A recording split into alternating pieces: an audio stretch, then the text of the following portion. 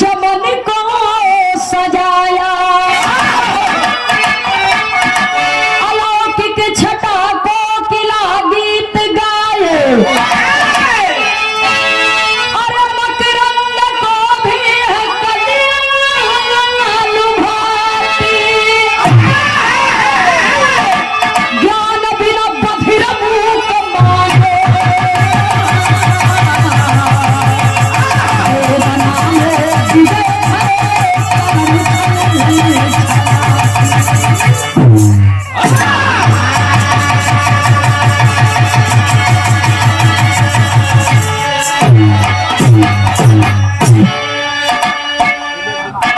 विरहा में एक लाइन गजल का भाव है, कहना है बाबूजी।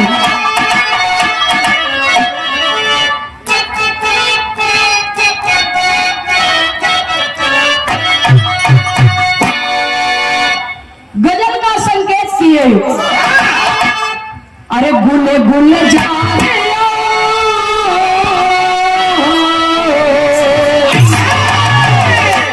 गुले गुले जा बुलबुल चमन छोड़िया,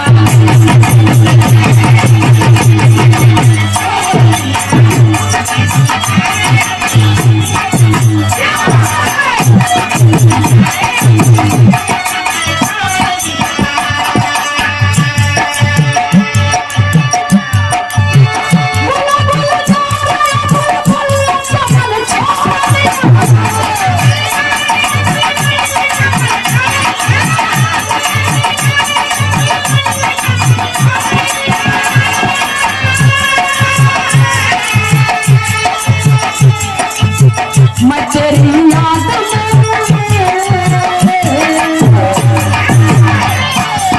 मैं तेरी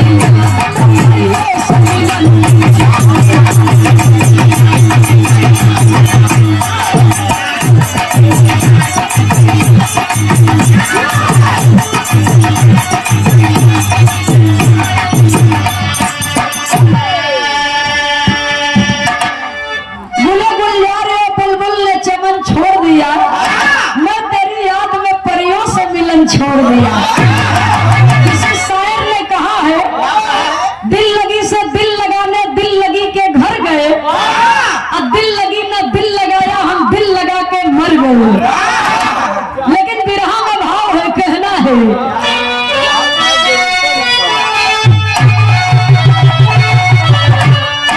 स्वार्थी लोग हैं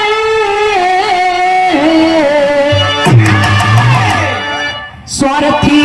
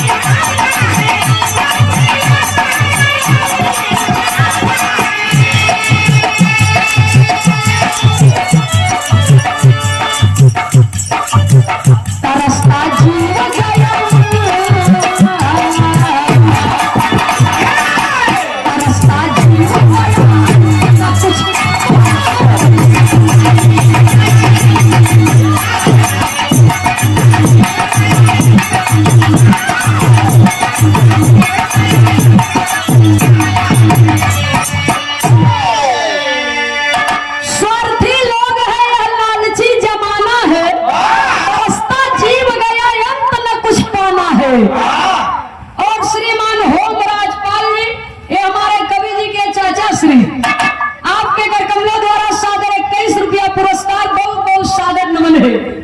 सारे भाई बेईमान देख लो भाई, भतीजा कहा था चाचा सारे बेईमान हैं, माल कम देते हैं। ऐसा तो चाचा भतीजा जब नहीं भाई, बैठा है लड़का है नहीं तुम्हारी कैसे। हेलो, समाज के सम्मानित दूसरे भगवान कहानी का शुरुआती होने से है, कहना है,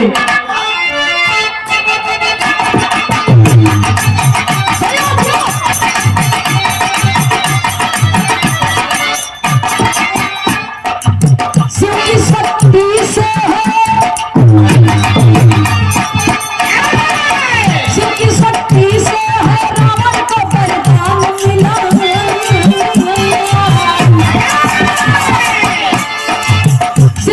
शक्ति से है रावण को वरदान मिला, उसी के कारण उसके दिल में था अभिमान खिला।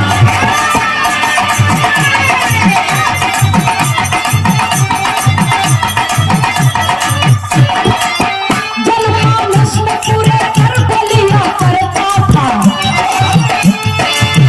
जनमानस में पूरे कर को लिया करता था, बनाया साधन जिसे कोस भरा करता था।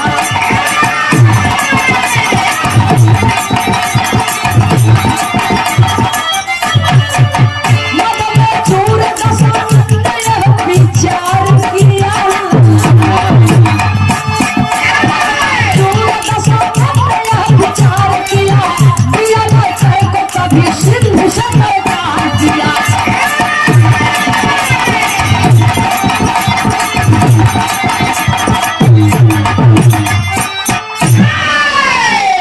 सुने वाले बाबूजी, लंकापति रावण दशकंधर अपने राज्य में सबसे कर लेता था। आज के समय में बीड़ी माचिस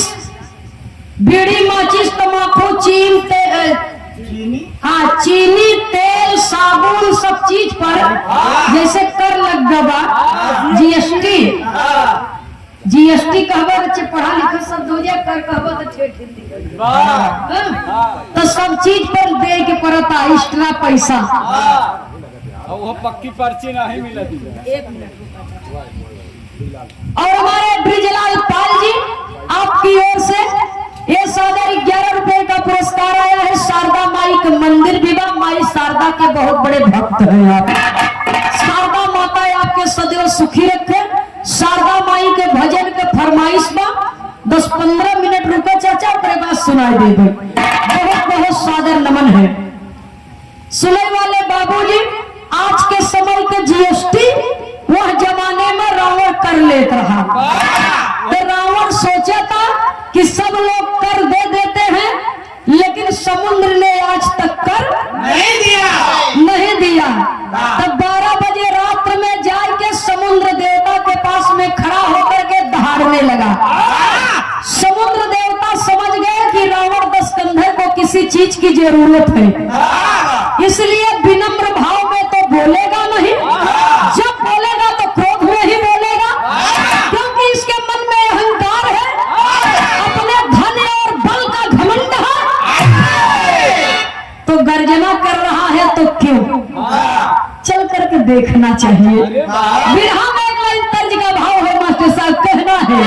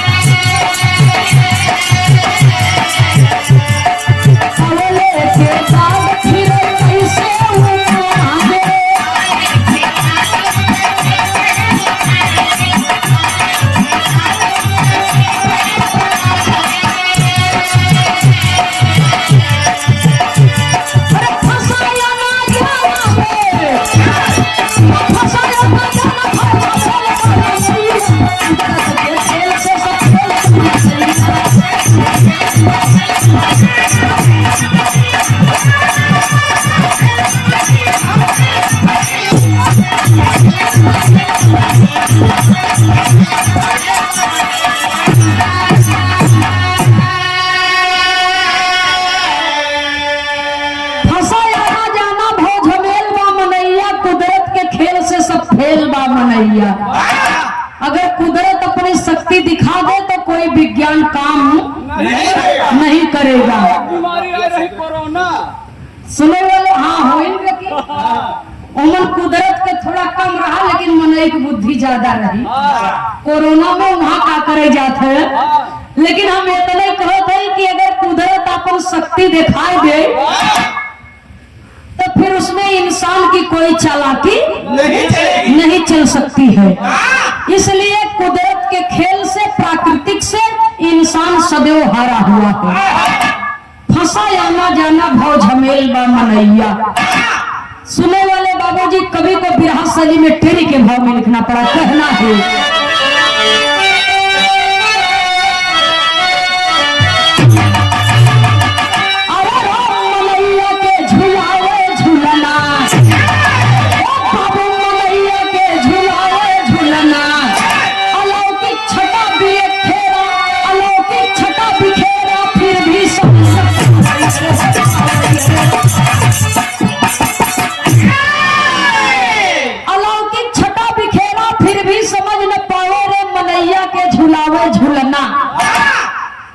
इंसान सबसे उत्तम है।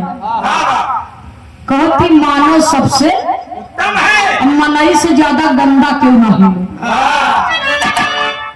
फिर भी कहा जाता है कि मानव सबसे उत्तम है। खोपड़ी से लेके पैर के अंगूठा तक पूरी गंदगी भरी बा। मानव से ज्यादा गंदा क्यों नहीं है। 1000 रुपया नहीं, करोड़ रुपया बोतल वाली दारू गाय भैंसी के हौदा में चूनी चोकर के जगह पर चलाई देब, लेकिन गाय भैंस वहां मह न डलही। और इंसान पात गड़गड़ गड़गड़ पी जाए। इंसान पाया तो अमृत नहीं पिए। सुनने वाले बाबूजी एक मतलब जानवरों से गया गुजरा इंसान बा। अलौकिक छटा बिखेरा फिर भी समझ न पावे मनैया के झुलावे झूलना।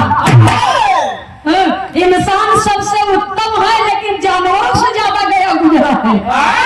तो इंसान हर जगह जन्म लेता है लेकिन इंसानियत कहीं कहीं जन्म लेती है। और जो इंसान होकर के इंसानियत का फर्ज निभा दिया उसे इस संसार में भगवान का दर्जा दिया। कवि को संकेत करना पड़ा। समुद्र देवता रावण से कहे कि तुम चिंता मत करो, कल सुबह होते होते मैं तुम्हें ऐसी दौलत दे दूंगा, ऐसी संपत्ति दे दूंगा, ऐसा धन दे दूंगा, इतना बरियार कर दे देबै ऐसा न भाई कतौ पाए न होबन। तो रावण दस्कंधर को समुद्र ने वापस भेज दिया। रावण दस्कंधर तो चले गए लेकिन समुद्र देवता रावण दस्कंधर को कर देने के लिए एक काम करते हैं। बिरहा में कवि विजय बुल्लार यादव जी की कारीगरी है। 2 लाइन र बंदिश भी है, ककहरा भी है, उल्टा सीधा दुनो, कैद भी है, अठंग भी है। आज पूर्वांचल में जब कार्यक्रम होता तो बड़े भैया वो सब हमें बदनाम किए हैं। इलाहाबाद से नंदनिया आवत बात है इतनी बड़ी की, लेकिन सवाल बहुत करारा करत। मैं सवाल नहीं करती, मैं अपने पूर्वजों की जो धरोहर है उसको ही गाती हूँ। तो ये बदे उन्हें सबके हम बतावा कि हमारे इलाहाबाद में जो हर जोतवा हो वो ककहरा गावत है, वो ककहरा गावत है। हमारा तो बात ही छोड़ दे। कुल ककारा वाले हैं। हमार पूरा गाँव में भी रही जहाँ हम हैं। सुनने वाले श्रोता सज्जनों तक कवि के लिखे के पढ़ा।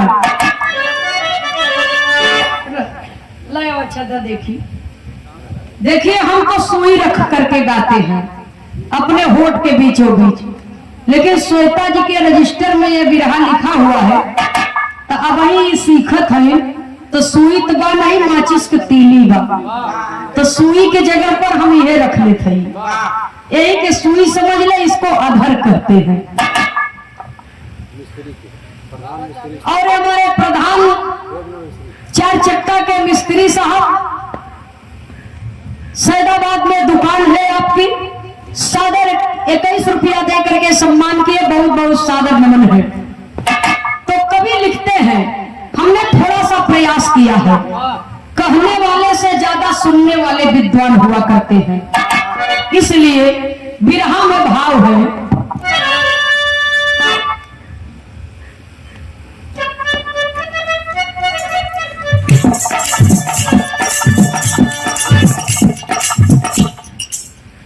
अरे कलाकृति का कर नगरी लेकर कर क्रिया कृतिया कर रखेंगे खास हंस कर खरास खास हंस खड़ा को गया रखर रग रग गिरी गिरी है गरगरात गर्जना करत है देवनगर रे घट घन घोर घटा रे घट घन घोर घटा घटा घड़ियाली कर घर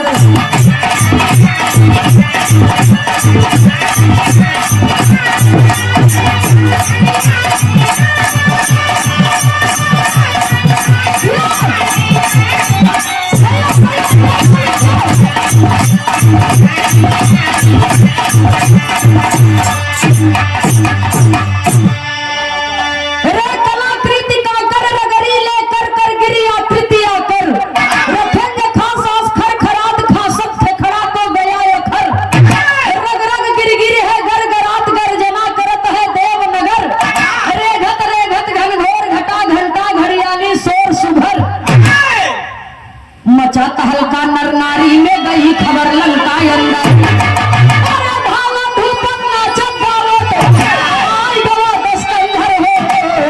मनैया के झुलावे झुलना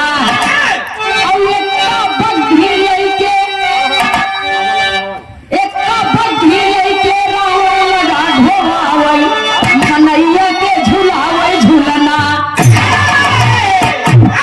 समुद्र से जब 14 रत्न निकला था उस समय देवता दानव मिलकर के समुद्र का मंथन किए थे, लेकिन रावण के कर देवल वजह समुद्र देवता तनहा समुद्र का मंथन कर रहे थे।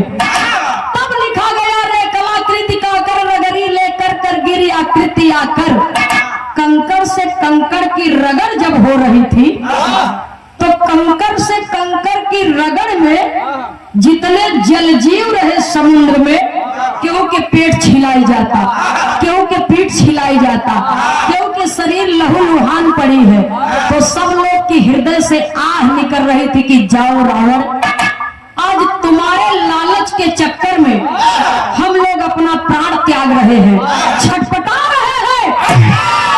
एक दिन ऐसा समय आएगा कि तुम भी अपने प्राणों की भीख मांगोगे, तुम भी छटपटाओगे और तुम भी तड़पोगे। सारे जलजीव सब मिल करके रावण को श्राप दे रहे हैं। परम आदरणीय परम श्रद्धेय हमारे बड़े भैया राजेंद्र यादव जी, स्वर्गीय पूज्य गुरु जी श्री भाईलाल यादव रहे तो अनपढ़,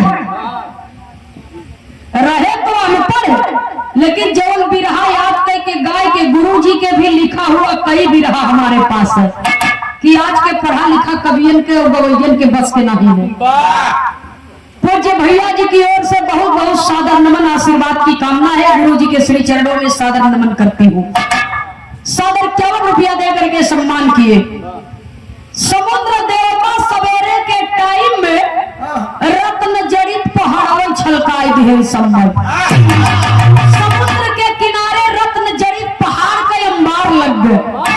ये खबर जब रावण के लगे पहुंची, रावण 10 कंधर मजदूर लगाए दिए, एक्का बग्घी हाथी घोड़ा सब लग गए, लागे ढोवई लागे ढोवई ढोवत ढोवत ढोवत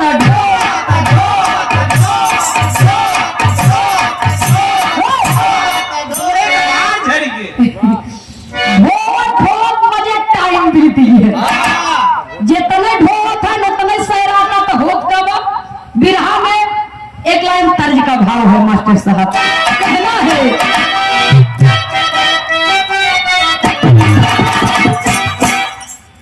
बसवरिए में सुगना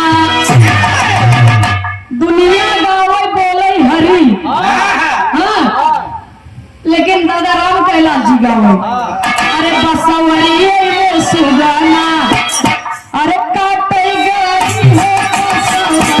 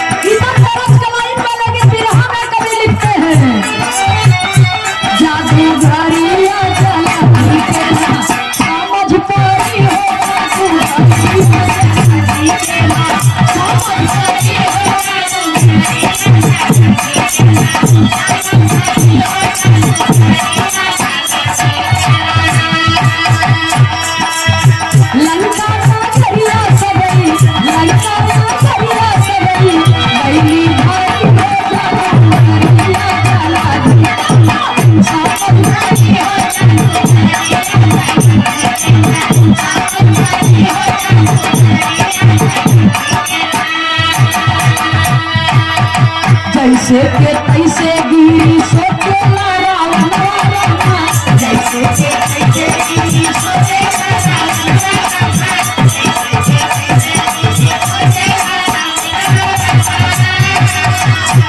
शिव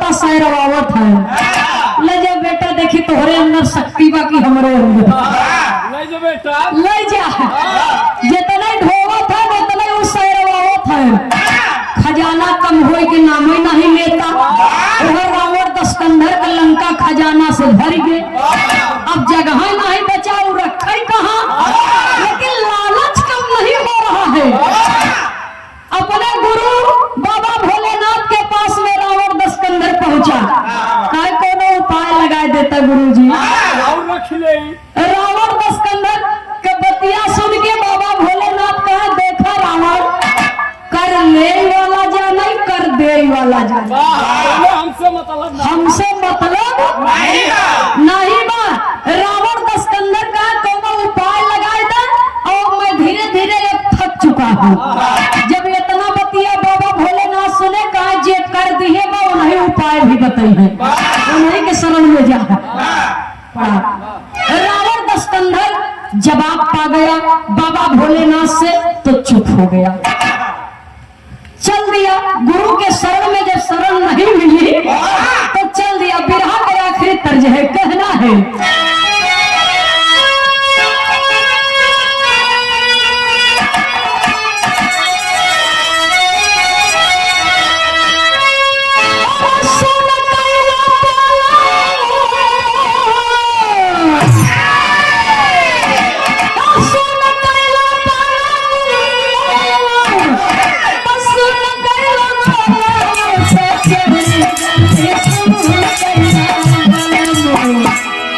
अरे मिर्जापुर में कैला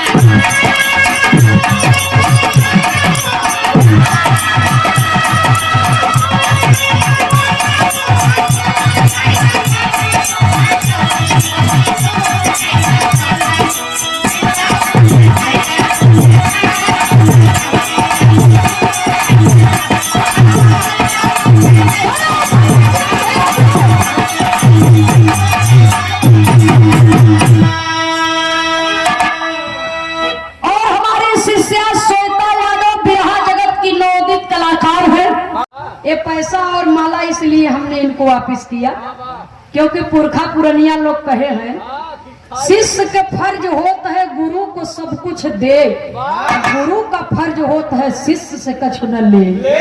जो गुरु दक्षिणा का यास करता है वो सच्चा गुरु नहीं होता। हमारे कांड भाई पैसे चलो।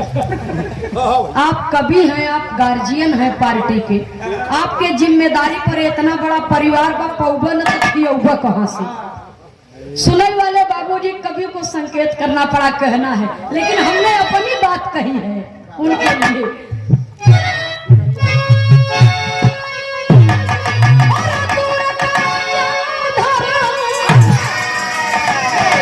स्वर्गीय बुल्लू जी का हुए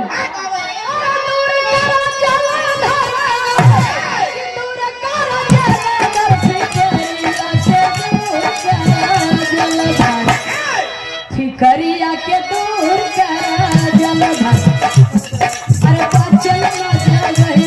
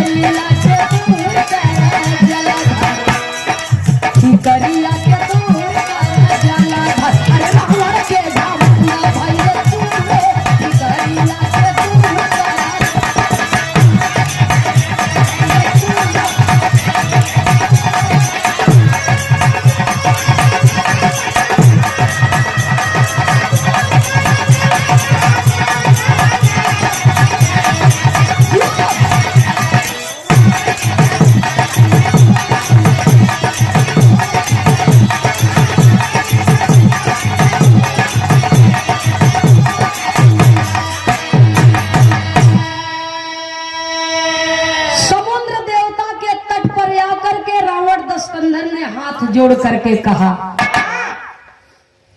कि कर तो इतना बरियार दे दी है, तक पहुंचाई दी है, सर अब जगह नहीं रही। हाँ, ससुरारी सढ़ुआने कुलती पहुंचाई दिया, लेकिन अब जगह में बचावा रखी कहाँ?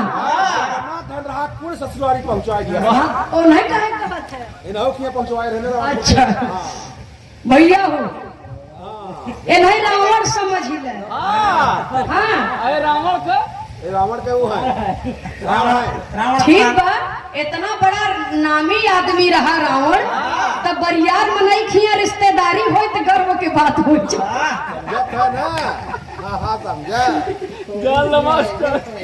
भैया रावण सार बनिए मस्त हो गया। शुरू में आप ही बजाते थे, भगत मास्टर जो हैं बाबूजी, यही हमारे साथ में बजाते थे हारमोनियम, और लगभग 13-14 वर्ष हमारे साथ में हारमोनियम पर संगत किए हैं।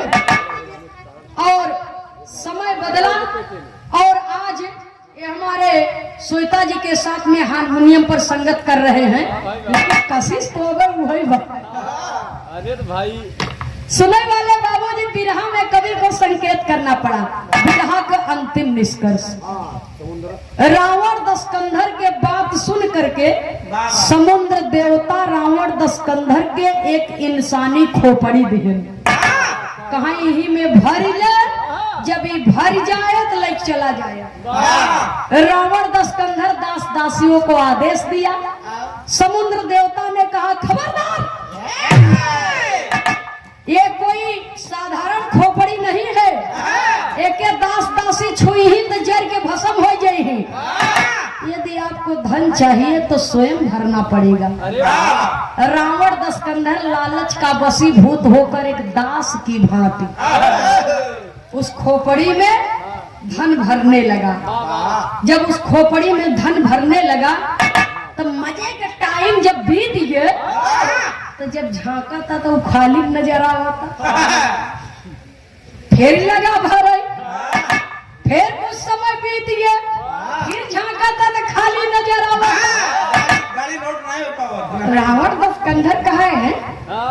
बैल गाड़ी घुमाए तो भर गया बा। हाँ पूरा लंका भर गई, लेकिन ये खोपड़ी भरे के नाम ही नहीं लेता।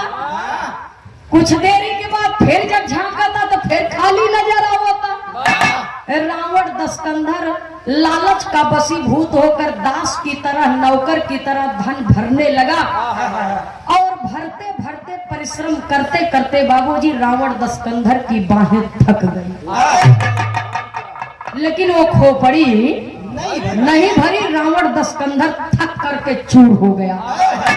और जब थक करके चूर हो गया, अच्छा पहले के समय में पुरखा पुरनिया लोग एक कहावत कहे रहे, अन्न मूल पौरुख, पौरुख मूल। ये अपन बात बतावा तू। जब शरीरी में दम बा, चाहे यहाँ रहा चाहे 7 समुंदर पार चला जा, एक जने के नहीं 4 जने के अखाड़े के बीच में रौंद देवा, कोई फर्क पड़े वाला। लेकिन जब शरीर ही साथ न दे तो का करबे। नाराज बगर है सौरी खूब खात। हमसे ज्यादा हरम जद्दा ये करती। यह सार नाराज बगल है। नहीं आजकल बढ़िया धंधा फाने सौरी पर लगा रहा है, फायदेमंद बा चला भैया। ठीक है, जिंदगी है, हंसी मजाक थोड़ा इसी बहाने हो जा रहा है।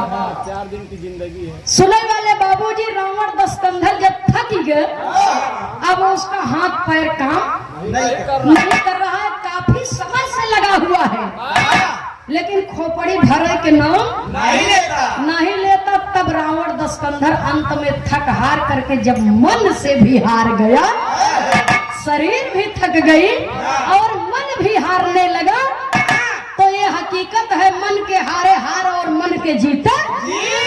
जब मन भी हारने लगा तब रावण दस्कंधर समुद्र से सवाल कर दिया कि खोपड़ी के नाम का बा, भरत का है नहीं है। तब समुद्र देवता कहते क्या है, आखिरी लाइन में स्वर्गीय दत्ता पंधारी की धुन में कहना है,